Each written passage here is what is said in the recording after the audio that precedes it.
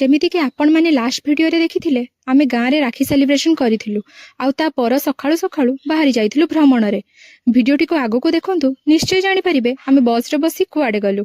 ଜୟ ମା ତାରିଣୀ। ସ୍ୱାଗତ କରୁଛି ଛୋଟ କ୍ୟାମେରାରେ ମୋ ଛୋଟ ଦୁନିଆକୁ। ସକାଳୁ ଲଗେଜ ଧରି ସୁଜୁ ଆଉ ମୁଁ ବାହାରି ଗଲୁ ଆମ ଘରୁ। ବସ୍ରେ ଏତେ ପଇସା ଦେଇ ଯାଉଛୁ, ହେଲେ ବି ଏତେ ଗରମ ହେଉଛି। ଟିକେ ଉପରକୁ ଅନେଇ ଦେଖିବା ପରେ ଜାଣିଲି ଏସିଟା ହିଁ ଖରାପ ହେଇଛି। ଗରମରେ ହୁ ହୁ ହେଇ ପହଞ୍ଚିଗଲୁ ରସୁଲଗଡ଼ ଛକ। ହଁ, ଆମେ ପରା ଯାଉଛୁ ସ୍ମାର୍ଟ ସିଟି ମାନେ ଭୁବନେଶ୍ୱର।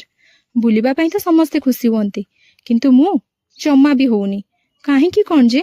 ନିଜ ଜନ୍ମଦିନରେ କିଏ ଏମିତି ଖରାରେ ବୁଲନ୍ତି ଯେ? ଆମେ ଆସିଛୁ ମୋ ଭାଇକୁ ଛାଡ଼ିବାକୁ। ଜନ୍ମଦିନ ପଛେ ଯାଉ ପାଣିରେ, ମୋ ଭାଇ ଥାଉ ଖୁସିରେ ଭାବି ବୁଲୁଛି ମୋ ବାବା ମାମା ପଛରେ। ସୁନିକୁ ଦେଖା କରି ସୁଜୁକୁ ଛାଡ଼ିଦେଲୁ ତା ସେଣ୍ଟ୍ରାଲ ଜେଲରେ ମାନେ ହଷ୍ଟେଲରେ। ସିନୁକୁ ବିଦାୟ ଦେଇ ଆମେ ଫେରିଗଲୁ ଘରକୁ।